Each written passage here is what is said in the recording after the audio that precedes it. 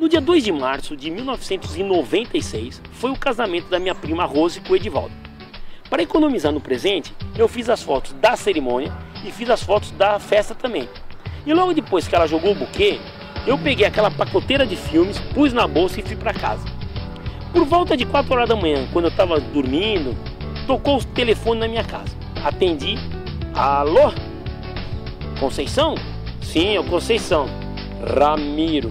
Ramiro era simplesmente o diretor de redação do jornal O Globo, onde eu trabalhava. O teu chefe te ligando 4 horas da manhã significa que aí vem alguma bomba. Logo de cara eu perguntei, qual é a bucha? Ele respondeu, olha, eu recebi um telefonema de Brasília dizendo que caiu um avião na Serra da Cantareira próximo a uma pedreira.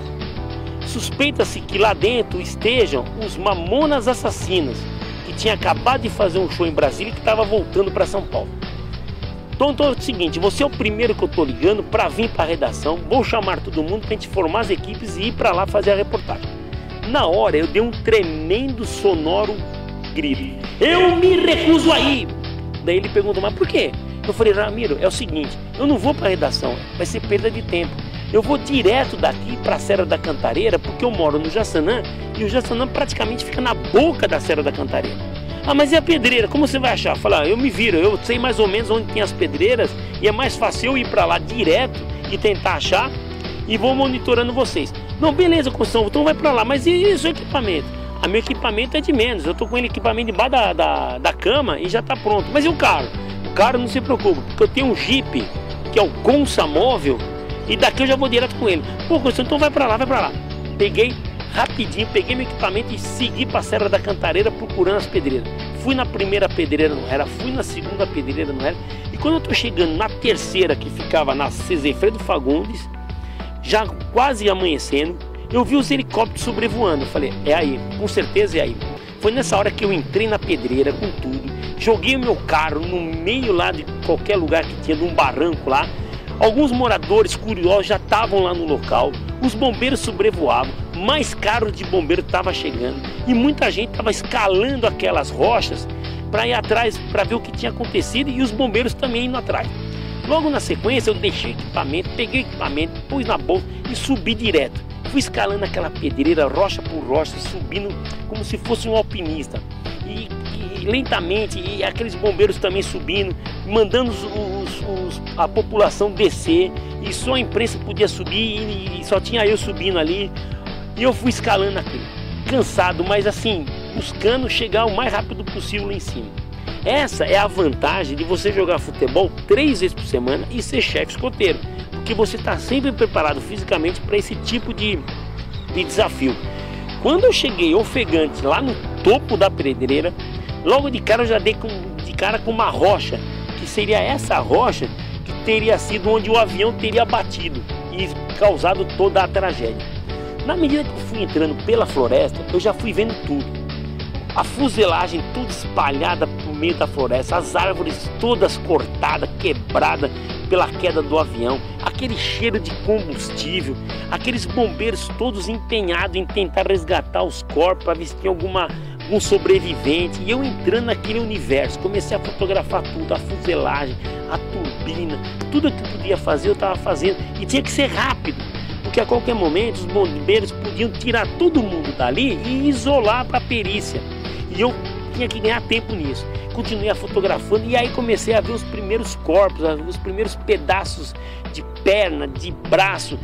Daí, na medida que eu ia fazendo as fotos e os bombeiros iam pegando aqueles corpos, eu ouvi um sonoro, ô grilo! Eu olhei para trás assim, não reconheci, era um bombeiro do resgate lá que estava levantando uma perna também, ajudando no resgate. De bate-pronto não reconheci. Pô, daí ele soltou um sonoro palavrão, daí ainda não conseguia reconhecer. Pô, é o Valtaíde, não tá reconhecendo? O Butite. Valtaíde, o Butite, ele era um amigo da minha época de escola e tinha esse apelido Butite em homenagem ao grande goleiro do Corinthians da época. E como ele jogava no gol, a gente chamava ele carinhosamente de Butite. Reconhecendo o velho amigo, pô, foi aquela emoção. E ao mesmo tempo misturando a emoção de encontrar um amigo com a tristeza de ver todos aqueles corpos e tendo o compromisso de fazer as fotos os melhores possíveis que eu podia fazer. Já havia alguns fotógrafos da madrugada, de outros jornais que já tinham chegado lá também, e todos nós ali fotografando. Eu fui para um lado, fui para o outro, até que de repente encontraram o corpo do vocalista Adinho. O coitado estava sem cabeça. Foi uma cena muito triste, uma cena muito dramática, mas eu fotografei. Os bombeiros envolveram ele numa lona, foram tirando ele, o corpo para um lugar mais aberto, onde os corpos estavam todos sendo embalados em sacos plásticos pretos. Os helicópteros içavam os corpos embalados e transportavam até o pé da pedreira, onde lá do outro lado se alojava as outras equipes de salvamento.